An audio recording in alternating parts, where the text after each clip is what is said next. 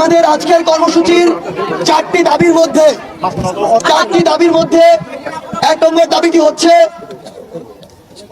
ফ্যাসিবাদী কাঠামোকে ব্যবহার করে যেসব হত্যাকাণ্ড ঘটানো হয়েছে সেগুলোর দ্রুত বিচার নিশ্চিত করতে বিশেষ ট্রাইব্যুনাল গঠন করতে হবে।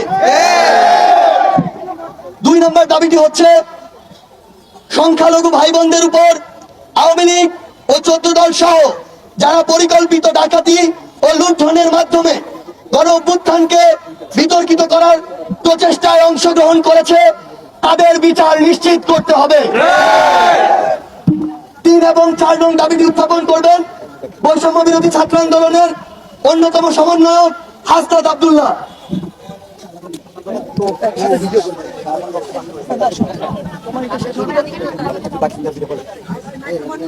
প্রিয় সহযোদ্ধা, আজকে আমাদের রেজিস্ট্যান্স উইক শুরু হয়েছে এবং রেজিস্ট্যান্স উইকে আমাদের যে 4টা দফা দাবি এর মধ্যে 3 নম্বর দাবিটি হচ্ছে প্রশাসন ও বিচার বিভাগে যারা ছাত্র জনতার অভ্যুত্থানে হামলা, মামলা এবং হত্যাকাণ্ডকে বৈধতা দিয়েছে এবং ফ্যাসিবাদ বারংবার কায়েম করার চেষ্টা করেছে তাদের দ্রুততম সময়ে অপসারণ ও বিচার নিশ্চিত করতে হবে।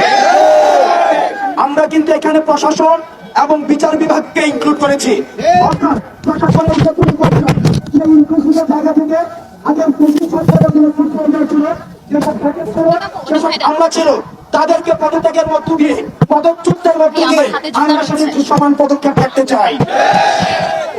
আমাদের 4 নম্বর যে দাবিটি হচ্ছে সেটি হচ্ছে প্রশাসন বিচার বিভাগে যারা এতদিন বৈষম্যের শিকার হয়েছে তাদের জন্য সবার জন্য ন্যায্যতার ভিত্তিতে সমান সুযোগ সুবিধা নিশ্চিত করতে হবে। আপনারা জানেন আগের যে প্রশাসনটা সেটা ছিল হাসিনার তুষামোদী প্রশাসন। এই প্রশাসনে যত ধরনের সরকারের সংস্থা রয়েছে সবগুলোকে অকেজু করে দিয়ে শুধুমাত্র গণভবন থেকে বাংলাদেশ চালু করা হতো। পতিতালয় থেকে সচিবালয় সবকিছুর সিদ্ধান্ত নেওয়া হতো গণভবন থেকে এবং সেখানে রাষ্ট্রের অন্যান্য যে প্রতিষ্ঠানগুলো রয়েছে এই প্রতিষ্ঠানগুলোকে তাত্ত্বিকভাবে অচল করে দেওয়া হয়েছে এবং সেখানে যারা যোগ্য এবং মেধার ভিত্তিতে যে আমলারা ছিল আমলাদেরকে বঞ্চিত করা হয়েছে। 4 নম্বর দফা দাবিতে সেখানে স্পষ্ট করা হয়েছে এতদিন ধরে যারা দলকানা আওয়ামী বঞ্চিত হয়েছে তাদেরকে মেধার ভিত্তিতে ন্যায্যতার ভিত্তিতে আবার সুযোগ সুবিধা নিশ্চিত করতে হবে। ধন্যবাদ হাসান আব্দুল্লাহ ভাইকে। আপনারা দেখেছেন বিগত 16 বছরের ফ্যাসিবাদ আমাদের সবগুলো প্রতিষ্ঠানকে ধ্বংস করে দিয়েছে।